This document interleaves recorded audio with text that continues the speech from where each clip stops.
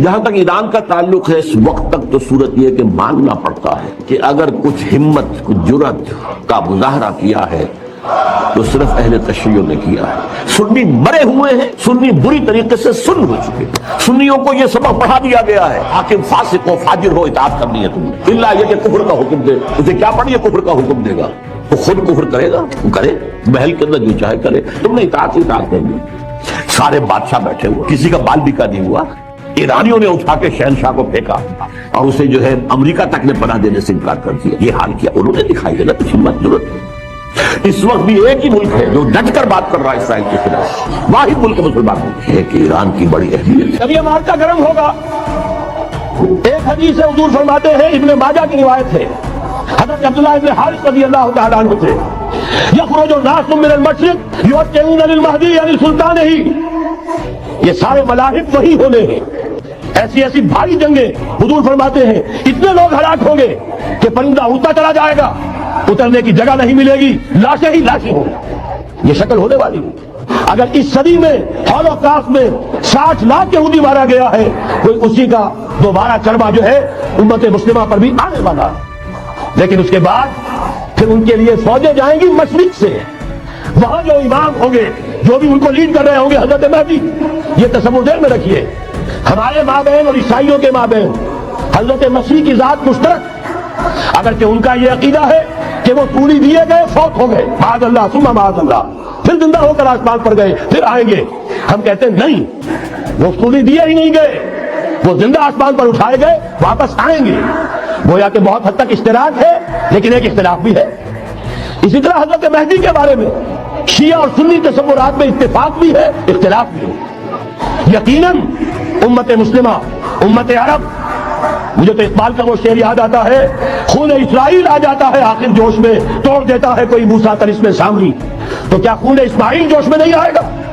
حضرت اسماعیل کی نسل میں حضور اور حضور کی صاحبزادی حضرت فاطمہ رضی اللہ تعالی عنہ، حضور نے فرمایا میری اس بیٹی کی نسل میں اللہ تعالیٰ ایک شخص کو اٹھائے گا جو اس وقت مسلمانوں کی قیادت کرے گا۔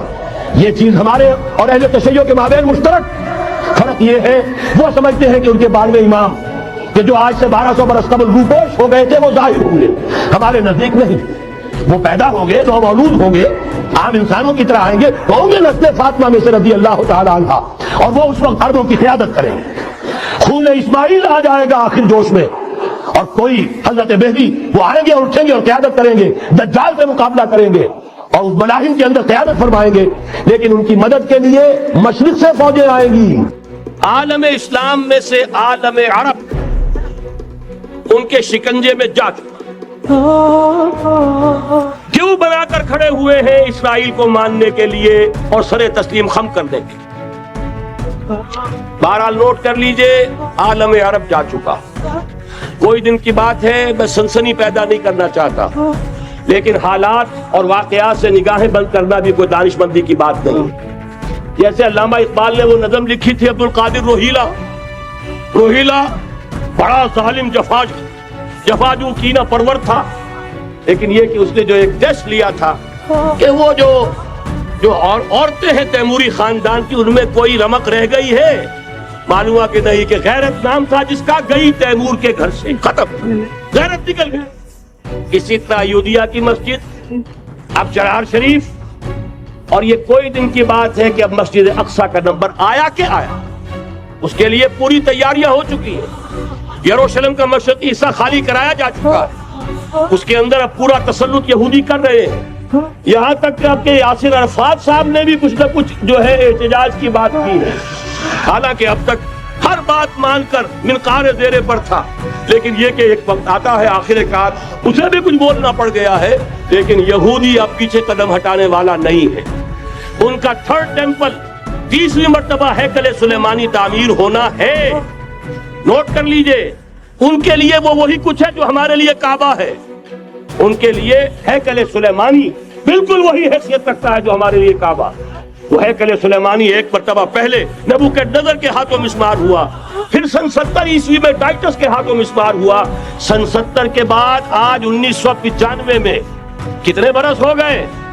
پورے 1925 برس ہو گئے کہ ان کا کعبہ زمین بوس پڑا ہوا ہے۔ اب تک تو ان کا بس نہیں تھا، اب تو بس ہے کہ نہیں؟ اب ان کی حکومت ہے کہ نہیں؟ اب شاہ حسن ہو چاہے شاہ حسین، ان کے نوکر اور چاکر ہیں یا نہیں؟ اب انہیں ڈر کس کا ہے؟ لہذا کوئی دن کی بات ہے مسجد اقصی شہید ہوگی اور ٹیمپل کی تعمیر شروع ہوگی۔ یہ تو بہرحال ایک نقشہ ہے۔ اپنی توجہ کو تو جو حقائق سامنے آتے ہیں، وقت کم ہو رہا ہے تو میں جلدی ذرا کروں گا۔ ان میں سے نمبر 1 ایران ہے۔ اگر ہم چلتے ہیں عرب سے مشرق کی طرف تو ایران ایک اعتبار سے یہ بازی لے گیا ہے پورے عالم اسلام پر۔ ان کے مذہبی عقائد، ان کی فقہ سے ہمیں جو اختلاف ہے وہ ہے اپنی جگہ پر ہے۔ آپ کو معلوم ہے میرے بارے میں کسی کو اشتباہ نہیں ہو سکتا اس اعتبار سے۔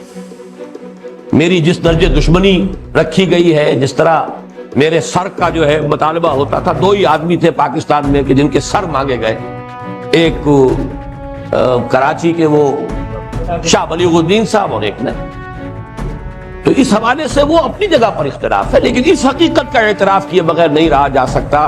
پورے عالم اسلام میں یہ واحد مسلمان ملک ہے جس نے بہرحال اپنی شریعت، اپنے عقائد کے مطابق ایک مذہبی انقلاب برپا کیا ہے، اور پورے عالم اسلام میں مذہبی سطح پر حکومت کی سطح پر فنڈامنٹلسٹ صرف ایک ملک ہے، یا دوسرا جو ہے تھوڑا سا وہ ہے سوڈان، لیکن اس کی اہمیت اس لیے نہیں کہ وہ کسی عوامی انقلاب سے نہیں بنا، بلکہ وہ تو ایک فوجی انقلاب سے شکل بنی ہے جو بھی بنی ہے۔